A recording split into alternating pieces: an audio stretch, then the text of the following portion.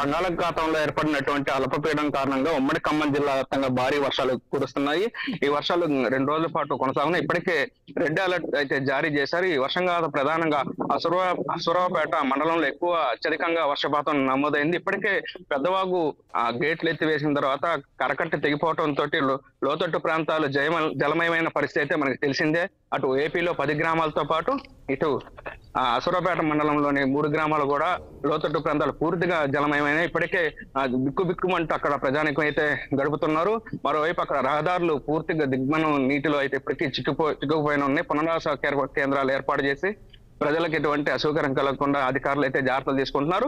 మరోవైపు ఇటు భద్రాచలం చూసుకున్నట్టయితే ఆ రోజు రోజుకు గోదావరి వరద ప్రవాహం పెరుగుతుంది. ఇప్పటికే నిన్న రాత్రి 25 అడుగులు చేరినటువంటి గోదావరి వరద ప్రవాహం మరి ఈ రోజు చూసుకున్నట్టయితే 35 అడుగులు దాటి ప్రవహిస్తుంది. మరి ఇదే విధంగా వర్షాలు పడితే ఆ ఎగువనున్న వాటర్ అంటే చెర్ల నుండి కావచ్చు, ఇటు ప్రాంతాల నుండి ఎగువ నుండి వచ్చే వాటర్ కూడా గోదావరికి చేరే పరిస్థితి అయితే ఉంది. మరోవైపు కూడా పెరిగే అవకాశం నేపథ్యంలో ఇప్పటికే జిల్లా యంత్రాంగం కలెక్టర్ జీవి పాటిల్తో పాటు ఎస్పీ రోహిత్ రాజు ఇతర అధికారులు కూడా పూర్తిగా ఎటువంటి ఇబ్బందులు కలగకుండా అక్కడ చర్ల చుట్టుపక్కల బోర్గంపాడు ప్రాంతాల్లో కూడా రహదారులు దిగ్బంధం అయిన పరిస్థితి ఉంది. అయితే పూర్తిగా జాగ్రత్తలు అయితే తీసుకున్న లోతట్టు ప్రాంతాలు జలమయ పరిస్థితి ఏర్పడడంతో భద్రాచలం పర్వాహక ప్రాంతాల్లో కూడా ప్రజలను కూడా సురక్షిత ప్రాంతాలకే తరలిస్తున్నారు. మరోవైపు ఇటు ఖమ్మం జిల్లా చూసుకున్నట్టయితే ఇది బేతుపల్లి కావచ్చు, లంకాసాగర్ కావచ్చు, పూర్తిగా చెక్ డ్యాములు నిండి పై నుండి కూడా వరద ప్రవహిస్తున్న పరిస్థితులు లోతట్టు ప్రాంతాలు కూడా పూర్తిగా జలమయమే. మరో 2 రోజుల పాటు అయితే భారీ వర్షాలు కురవనున్న నేపథ్యంలో జిల్లా యంత్రాంగం అయితే ఇప్పటికే ప్రస్తుతం అప్రమత్తమైన పరిస్థితి అయితే ఉంది. ఆనంద్ ఓకే అప్ప, మరి గతంలో లాస్ట్ ఇయర్ మనం చూసాం భద్రాచలంలో వచ్చినటువంటి వాటర్కి భద్రాచలంలో ఉన్నటువంటి పరిసర గ్రామాలు కూడా భద్రాచలం కూడా నీట మునిగినటువంటి సిచ్యువేషన్ కనిపించింది లాస్ట్ ఇయర్. సో మరి అలాంటి సీన్ రిపీట్ కాకుండా అలాంటి సిచ్యువేషన్ మళ్ళీ పునరావృతం కాకుండా ఉండేందుకు చర్యలు ఏ విధంగా కొనసాగుతా ఉన్నాయి? గతంలో 73 అడుగుల వరద ప్రవాహం అయితే కొనసాగింది.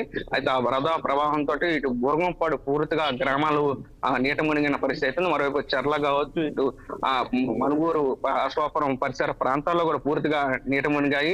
జనజీవనం కూడా అస్తమస్తమైంది. భారీ నష్టం అయితే వాటిల్లింది. ఈసారి అందులో దృష్టిలో పెట్టుకొని ఈసారి జిల్లా యంత్రాంగం అప్రమత్తమై ఇప్పటికే ముందస్తు చర్యలు అయితే తీసుకుంటుంది. ఇప్పటికే 700 మీటర్లు మిగిలి ఉన్న కరకట్ట నిర్మాణం కూడా 41 కోట్లతోటి పూర్తిగా నిర్మాణం చేపట్టిన పరిస్థితి అయితే ఉంది. అయితే ఇంకా మరికొంత నిర్మాణం చేయవలసిన పరిస్థితి నేపథ్యంలో ఈ రోజు వరద ప్రవాహం రోజు రోజు పెరుగుతున్న పరిస్థితి అయితే మనం ప్రత్యక్షంగా చూస్తున్నాం.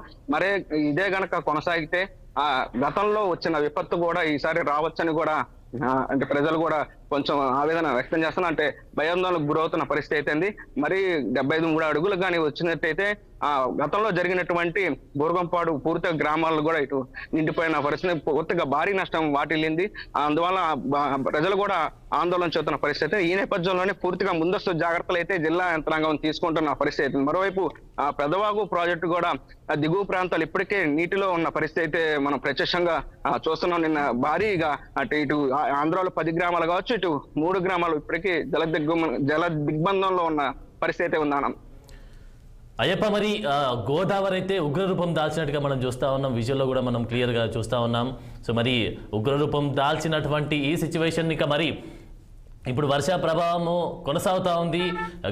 రానున్న రోజుల్లో కూడా ఇంకెక్కువ పడే అవకాశం కూడా కనిపిస్తూ ఉంది. మరి ఎక్కువగా వర్షాలు పడితే వరద ఉధృతి ఎక్కువగా వచ్చేటువంటి నేపథ్యంలో మరి గోదావరికి సంబంధించి అక్కడ ఉన్నటువంటి సిచ్యువేషన్ అయితే ఇబ్బందికరంగా ఉండే అవకాశం కూడా కనిపిస్తూ ఉంది. మరి దీనికి సంబంధించి అధికారులు ఏం చెప్తా ఉన్నారు? సో మరి గోదావరి ఉగ్రరూపం దాల్చినట్లయితే మరి లోతట్టు ప్రాంతాల ప్రజలు ఇబ్బందులు పడే అవకాశం ఉంది. దాంతోపాటు మునిగిపోయి అక్కడ రాకపోకలు కూడా బంద్ అయ్యే అవకాశం కూడా కనిపిస్తూ ఉంది. దీనికి సంబంధించి అధికారులు ఏ విధమైన చర్యలు తీసుకుంటున్నారు? వాస్తవంగా ఇప్పటికే గోదావరి 35 అడుగుల ప్రవహిస్తూ ఏదైతే కరకట్ట కావచ్చు, స్థానాల ఘాటు కావచ్చు, పూర్తిగా ఇప్పుడు మెట్ట వరకు కూడా తాకిన పరిస్థితి అయితే ఉంది.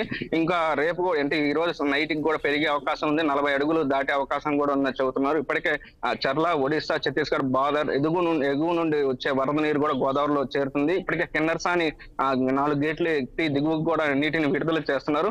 మరోవైపు తాలి పేరు కూడా వరద ఉధృతి కొనసాగుతుంది. ఇటు ములుగు జిల్లా నుండి కావచ్చు, ఇటు ఆ పోలవరం దగ్గర గోదావరి వరద ఉధృతి కొనసాగుతుంది. అయితే ఆ పోటెత్తే అవకాశం ఉండటంతో ఎదురుగా వచ్చే క్రమంలో గోదావరి ఇటు పెరిగే అవకాశం కూడా కనపడుతుంది. గతంలో కూడా ఇదే పరిస్థితి నెలకొంది.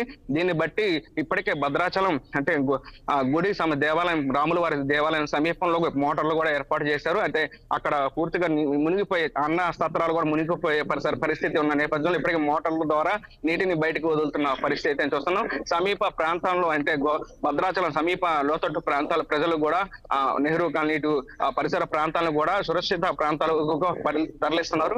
ఇది ప్రధానంగా పూర్వంపాడు ఏరియాకి సంబంధించి కూడా ప్రజలను కూడా లోతట్టు ప్రాంతానికి తరలించే అవకాశం ఉంది. ఎటువంటి అంటే ముందస్తు చర్యలో భాగంగా అక్కడ ఉన్నటువంటి వ్యాపారస్తులు కూడా ముందే చెబుతున్నారు, హెచ్చరికలు జారీ చేస్తున్నారు. వాళ్ళ సామాన్లు కూడా తీసుకువెళ్లాలని కూడా ముందస్తు చర్యలు కూడా చెబుతున్న పరిస్థితి ఉంది ఆనంద్. ఇక్కడ థ్యాంక్ యూ అయ్యప్ప.